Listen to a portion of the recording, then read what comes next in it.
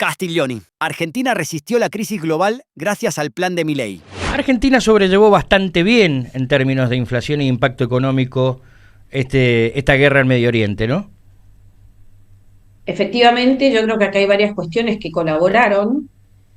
La primera es que, para resumirte, de hecho la inflación está bajando. Uh-huh. En el mes de mayo la inflación fue 2,1, o sea, la más baja que había desde hacía bastantes meses.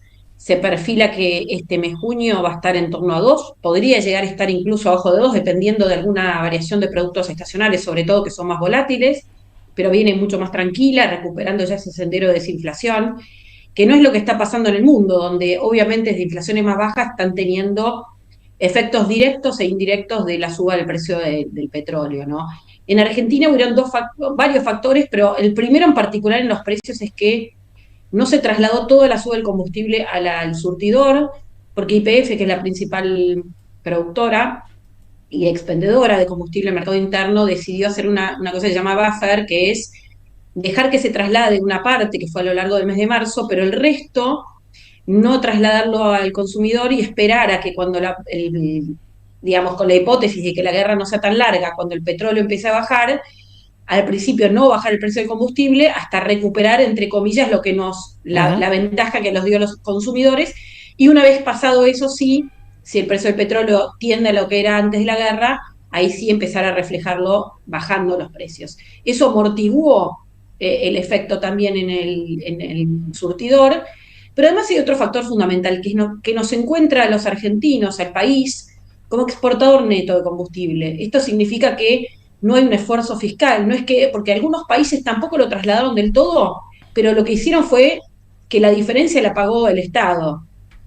Y tienen que importar la energía a ese precio más alto, por lo tanto, el efecto inflacionario o que pudiera haber, también está el efecto fiscal. Y aunque los que no lo trasladaron, o los que no intervinieron y que tuvieron inflación, si son importadores netos de energía, esto les genera presiones cambiarias, porque tienen que pagar mucho más dólares por la energía que importan, y eso obviamente termina afectándoles su moneda. Argentina, por el contrario, nuestra moneda, el tipo de cambio, ni siquiera sintió, digamos, todo esto que pasó, más bien al revés, tuvo mayor superávit comercial Argentina, al agro, que es el generador de divisas habitual, se le sumó la energía, que ya venía aumentando el superávit y que ahora, por el efecto precios, potenció ese superávit, con lo cual también cuando vos pensás que el combustible es un commodity, o sea, tiene un componente importado en dólares, si se te mueve el tipo de cambio también te termina impactando en los precios domésticos de ese precio, ¿no? Entonces, fue una coyuntura que nos dejó, nos encontró mucho mejor preparados para afrontar una crisis que siempre es complicada para todos, digamos, ¿no? Que haya un salto tan fuerte del precio del combustible, del WTI, ¿no? Del petróleo, que estaba en torno a $60 a más de 100, es un shock muy grande, que se paralice o se desacelere el comercio mundial, hay una expectativa que el mundo va a crecer un poco menos también, el precio de los insumos como la urea aumentaron muy fuerte. Bueno, Argentina en ese contexto, dentro de ese contexto complejo, la encontró mucho mejor parada que en otras oportunidades, ¿no? ¿En esto tiene algo que ver, alguna incidencia la robustez de la macro? Bueno, sin duda, como te decía antes, el haber permitido, por un lado, porque Vaca Muerta era algo que había arrancado, sobre todo el gobierno de Macri, porque antes se había estado el descubrimiento, pero es como que no terminaba de arrancar, porque son inversiones muy grandes en volumen, de largo plazo, no solo también en la minería que ahora está arrancando. Entonces, obviamente, por un lado, reglas de juego que permitan revertir o emparchar la desconfianza que genera nuestra economía de cambios de reglas permanente, de tantos cambios de reglas, de haber cambiado contratos. Bueno, obviamente que eso fue algo que ayudó, y obviamente el panorama de que la economía ha reducido los desequilibrios habituales que tenía, que habitualmente la combinación nuestra era déficit fiscal y necesidad de entrada de capitales para financiarlo, y muchas veces cuando la economía crecía, lo que llamamos déficit comercial y de cuenta corriente, es decir, gastábamos más de lo que generábamos, y cuando hay algún shock externo eso te deja mal parado, ¿no? Entonces, también las tasas de interés de largo plazo habían subido, y eso en un mundo, los emergentes en general los complica, porque te encarece el financiamiento, y Argentina no necesita colocar deuda para pagar las cuentas de todos los días. El desafío pendiente que queda por nuestro historial es renovar el capital de la deuda que va venciendo desde del gobierno nacional a tasas bajas. Y en ese sentido, todo el esfuerzo de política económica ayuda. De hecho, la semana pasada, otra calificadora, en este caso Standard & Poor's, mejoró la calificación de deuda argentina, mejoró lo mismo que lo había hecho Fitch antes, y eso también se tradujo en una baja del riesgo país, ¿no? Y eso es el punto de partida, ¿no? En vernos más confiables. Todavía nos falta un escalón, y cuando uno mira, de hecho había estado leyendo el informe de S&P, todo el detalle largo, y marca lo mismo que marcaba Fitch. El gran desafío pendiente de Argentina es que tenemos un pasado muy complicado, un pasado de cambios de regla, y necesitan como asegurarse que esas reglas no van a volver a cambiar. Pero, como volviendo a tu pregunta, sí, obviamente todos los avances en la macroeconomía fueron fundamentales para esto, ¿no? En otro contexto hubiéramos tenido muchísimo más ruido, ¿no? María, sé que es una pregunta política, pero me parece que incide directamente en la economía.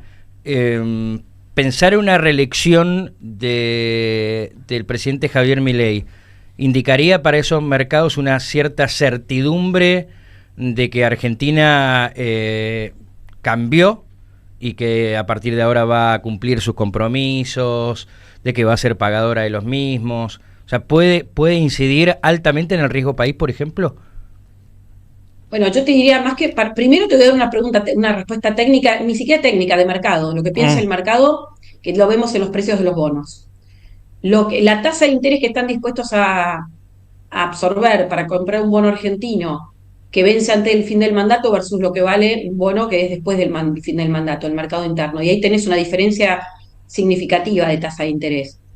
¿Por qué? Porque el bono que vence después del cambio de mandato incorpora una probabilidad que algunos hacen análisis y dicen será el 10%, no tan grande, pero alta, de que gane alguien que piensa diferente. Porque hoy en realidad, lamentablemente en Argentina todavía, los candidatos que suenan o la oposición que suena como alternativa, si hubiera una contienda, o la contienda que habrá el año que viene, por más que dice ok al equilibrio fiscal, algunos siguen discutiendo temas que el mercado obviamente ve como negativos, que es lo que nos han hecho en el pasado, ¿no? Volver a discutir regla de juego, volver a discutir la deuda, volver a discutir contratos, incluso el déficit fiscal, que dicen ok el equilibrio, pero, y ahí empiezan con los peros, Sí. ¿no?